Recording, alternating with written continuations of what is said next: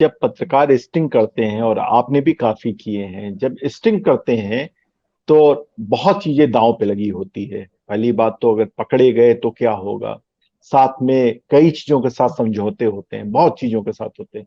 लेकिन वो करते ही इसीलिए हैं क्योंकि उनको मालूम है इस स्टिंग के बाद व्यवस्था में बदलाव आ जाएगा। अगर बदलाव ना भी आया तो एक बड़ा सा ऐसी कुछ चीजें होंगी जो भविष्य को ज्यादा सुखद चीज दे पाएंगी। लेकिन आप देखें क्या है, स्टिंग ने अपना प्रभाव छोड़ दिया है। अब ये क्यों छोड़ा है, ये हमें जनता से पूछना होगा।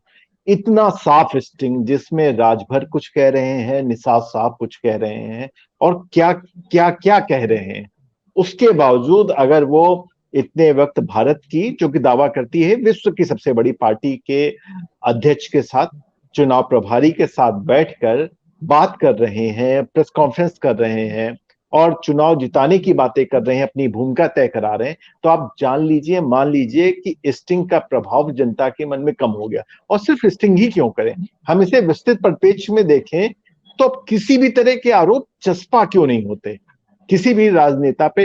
क्या हमने, इसका एक पक्ष ये है, क्या हमने मान लिया है कि राजनीति सुधर नहीं सकती?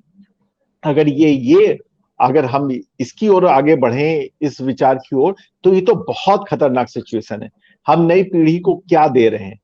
अगर अगर हम पॉलिटिकल साइंस सब्जेक्ट को यूनिवर्सिटीज में यूजीसी के द्वारा पढ़ाते हैं, जानते हैं, और राजनीति शास्त्र से लेकर उसको राजनीति विज्ञान तक घसीट के लेके आए, क्योंकि हम मानते हैं विज्ञान में हम तर्कों के द्वारा चीजों को प्रूव कर सकते हैं। तो अगर हमने इस सब्जेक्ट को राजनीति विज्ञान माना, तो क्या आज हम ये मान सकते हैं कि अगर इस नेता पे आरोप चस्पा हो जाए तो इसकी राजनीति खत्म हो जाएगी? शायद नहीं।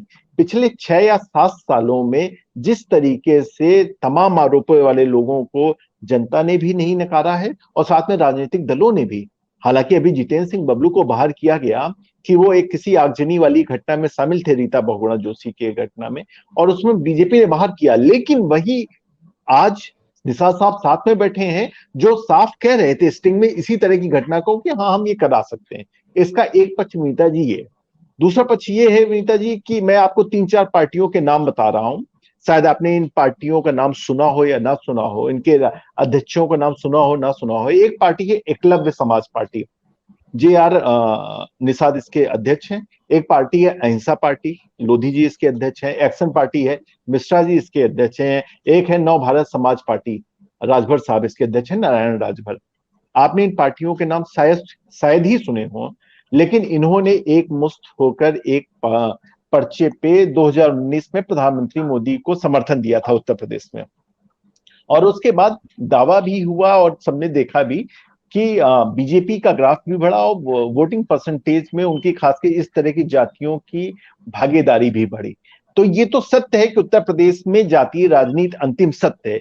यहाँ पर आपने कितने भी सक्सेसफुल स्टेज शो किए हों, कितने बड़े कवि हों, लेकिन अगर आप कुमार विश्वास हैं तो आपको अपनी जाति बतानी पड़ेगी। यहाँ पे प्रधानमंत्री भी अपनी जाति बताते हैं और राष्ट्रपति भी अपनी जाति बताते हैं।